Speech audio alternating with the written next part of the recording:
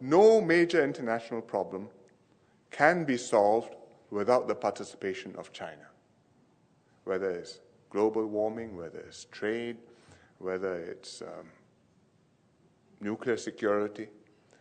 China's participation and cooperation is vital.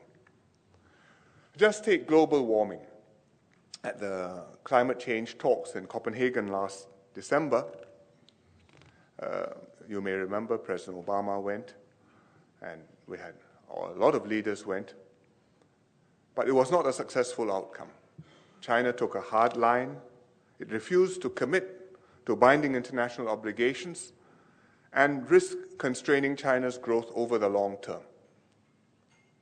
They understand the problem. They are taking measures to improve their energy efficiency, reduce their carbon emissions, to go to wind farms, solar panels. In fact, they're the biggest solar panel makers in the world now. But they were not prepared to commit to obligations which would bind them, not just for the next 5, 10 years, but even for the next 50 or 100 years. They felt that China has the potential to develop, that if things go well, they will get there, and they're not prepared to say, we will cap emissions if this is going to cause them to have to sacrifice that goal of economic development. It's a hard-nosed approach. I think those who negotiated with China felt that it was a hard line. But China is not the only country which takes this attitude. The Indians also have a similar perspective. The Brazilians have a similar perspective. The South Africans have a similar perspective. And if you talk to them, you will understand that it is not just that they are being unreasonable, but that these are very powerful human needs and trends which no government, whether you're elected or not, can ignore, because you're talking about, in China's case, 1.3 billion. If you add all the others in, probably more than at least 2.5, maybe 3 billion people if you add India. 3 billion people wanting a standard of living, not like Houston, Texas, but maybe like West Virginia or someplace like that. And if you imagine the whole world like West Virginia, it's going to be a very different world. And how can any political leader say, well, I will abjure that. That's not for me because of CO2.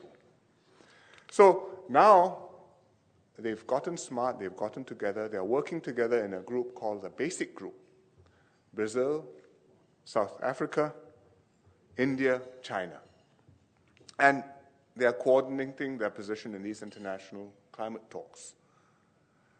So China is part of this and will have to, any solution will have to have them engaged and signing on.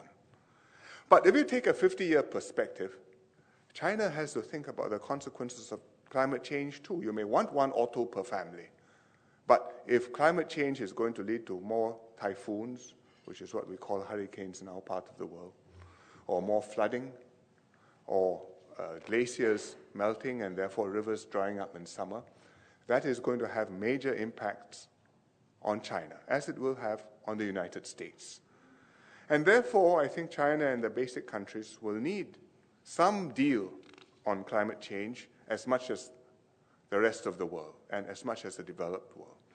What deal, how to balance it, who's to pay, who's to cut, how to compensate, these are vexed issues. If we discuss them at lunch, we will never finish lunch. But we know that we need to move in this direction, that America has to be part of this too, because you are a powerful economy and also a major emitter, and it's a bit of a sensitive subject to raise in an oil town, but it is a reality. You can postpone the problem. You can, as one southern governor said to me, kick the can down the road. But you can't keep on kicking the can down the road. At some point, you must pick it up and decide what worms are inside the can and deal with them. And that's politically very difficult, but it's something we hope America will be able to show leadership on and help to foster a good outcome. Because you can be sure that the basic countries and the Chinese will say, now, what's America doing? Before you ask me what I am doing. That's a basic reality.